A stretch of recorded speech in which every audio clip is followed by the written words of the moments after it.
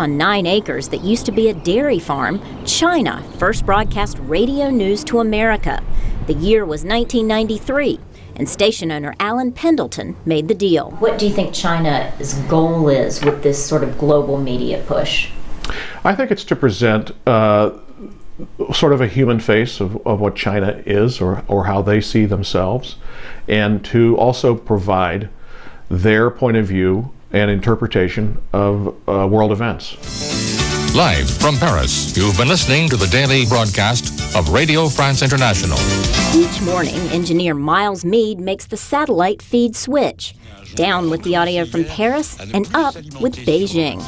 From Beijing, this is CRI, China Radio International. The face behind this broadcast is British news veteran Susan Osman, a former BBC presenter.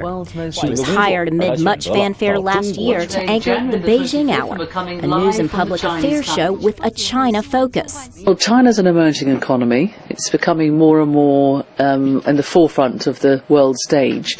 And I've been in journalism for nearly 30 years, and I just thought it would be a bit unwise of me not to know what Chinese perspective is. Osman joins other British and American journalists now working for Chinese media. The show she hosts is one small part of a massive global media strategy. The Chinese are launching television stations, expanding English-language news services, and leasing radio stations from Latin America to Africa. The first round of indirect talks has taken place in Israel and Palestine. The Beijing Hour is not revolutionary.